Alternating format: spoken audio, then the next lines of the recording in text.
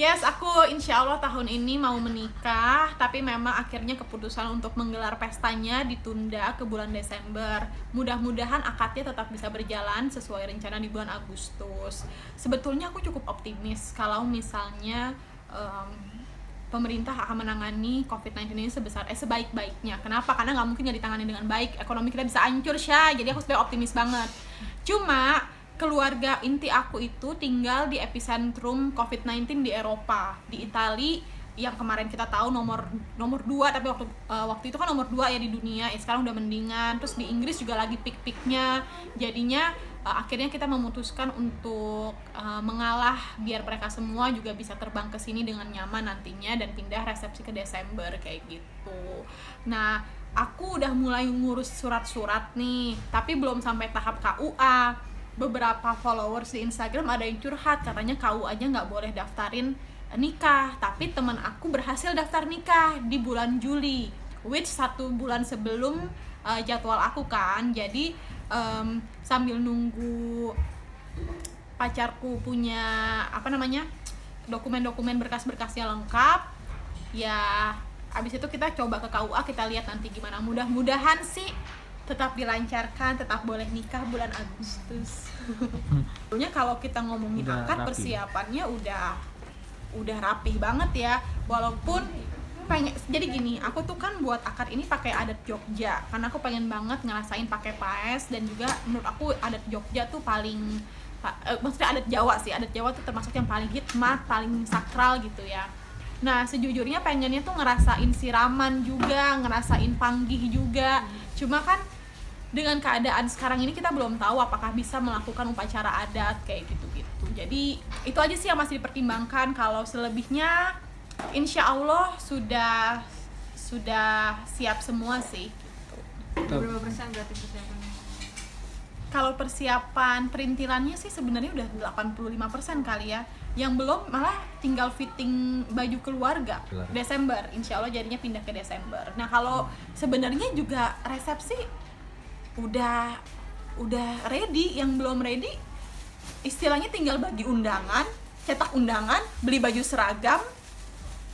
Udah benar-benar aku tuh kan persiapan nikah dari Agustus tahun lalu, akhir Agustus tahun lalu, dan aku emang tipikal keluargaku tipikal orang yang geraknya lumayan cepat gitu, daripada nanti ditunda-tunda terus panik di deket-deket hari. Jadi kita udah coba selesain dari jauh-jauh hari. Makanya sebetulnya kalau dibilang udah siap, ya udah siap banget gitu. Cuma ya karena keadaan sekarang jadi kita ngalah biar semua pas datang tetap tenang, bisa makan enak, bisa ketawa ketiwi. Tadinya tetap mau nekat di Agustus karena merasa optimis kan. Kalaupun nanti ternyata boleh di Agustus, aku tuh ngerasa orang bakal cuma salaman terus buru-buru pulang gitu loh. Makanya kalau Desember mungkin secara psikologi udah nggak lebih parno gitu. Calon suamiku sosok yang punya visi. Menurut aku itu waktu itu adalah salah satu kriteria aku memilih suami. Dia punya visi, and he's also a family man. Menurut aku itu juga penting, karena kalau misalnya dia sayang sama keluarga, insya Allah nanti juga dia sayang sama keluarga kami gitu. Terus pekerja keras, very passionate about apa yang dia lakuin. Dari dia kuliah sampai detik ini dia benar-benar ada di jalurnya dia yang udah dia pilih dari awal. Dia adalah orang operation kan, jadi sampai detik ini pun dia benar-benar passion banget sama kerjaannya. Tuh kayaknya kalau ngerjain lupa sama aku kalau lagi ngerjain kerjaannya. Terus tapi karena itu dia disayang bos-bosnya, dia disayang rekan kerjanya, dan dia orang yang sangat supel. Tapi itu katanya emang orang Gemini kayak gitu sih, antara supel sama ganjen. Antara supel sama ganjen. Kamu ganjen nggak? Aku nggak ganjel. Tapi kamu supel kan, orangnya ramah kan. Emang katanya gitu sih orang Gemini, makanya kenapa banyak temennya.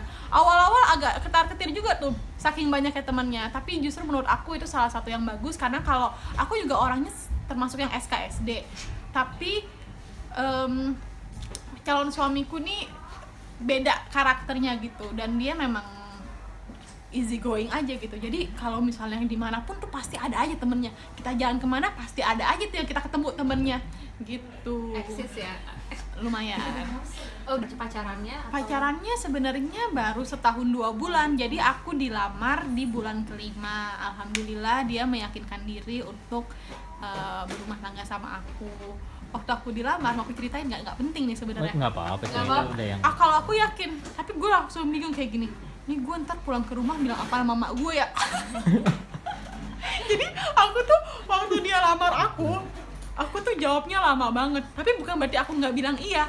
Aku lagi mikir, nih ntar gue pulang ngomong apa nih mama gue. Terus adik gue bentar lagi gue tinggal, karena kan aku cuma berdua kan. Dan bedanya 14 tahun sama adikku. Jadi aku nangis happy, nangis gue nanti mikirin ngomong apa di rumah mama gue. Nangis aku tahu kalau misalnya mungkin aku bakal punya kehidupan sendiri yang gak selalu bisa sama adikku gitu. Jadi aku kayak lama banget sampai dia bilang gini, iya kan, pakai dulu cincinnya. Padahal enggak, otakku aja lagi mikir. Kuliah ya, teman kuliah? Enggak bukan? teman kuliah, beda 4 tahun. Aku dikenalin sama Kevin Liliana. Kevin Liliana tuh di Angkatan Putri Indonesia yang juara 2 ya, Putri Indonesia Lingkungan. Nah, suaminya dia adalah kerabat rekan kerjanya pacarku di kantor yang dulu. Gosipnya kan ceritanya gini. Kan ketemu di backstage Putri Indonesia 2019. Terus ceritanya kita pergilah sama-sama. Kita pulang sih sebenarnya. Kita pulang, tapi kan aku waktu itu sama Kevin, sama Dea, juga sama Bunga tuh sama-sama ke penginapan kita. Nah, dianterin lah sama suaminya Kevin yang sekarang dan juga sama pacarku. Terus Kevin bilang di atas, "Kak, si Rangga ini emang dari dulu udah nanyain Kak Nina," dia bilang kayak gitu. Tapi kan Kak Nina punya pacar, jadi nggak pernah aku sampein gitu. Ternyata insya Allah berjodoh. Dia kerjanya apa, Mbak?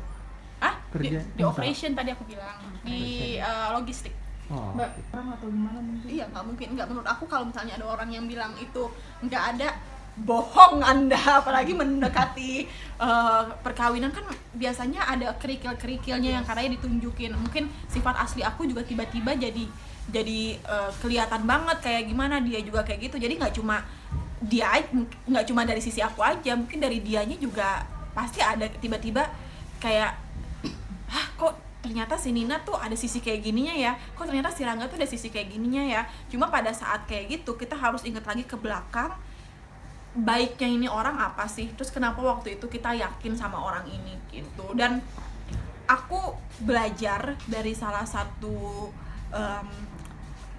content creator, Acha Sinaga. Dia pernah tulis di storiesnya dia, katanya kalau yang dikirimin Tuhan itu memang beda rasanya.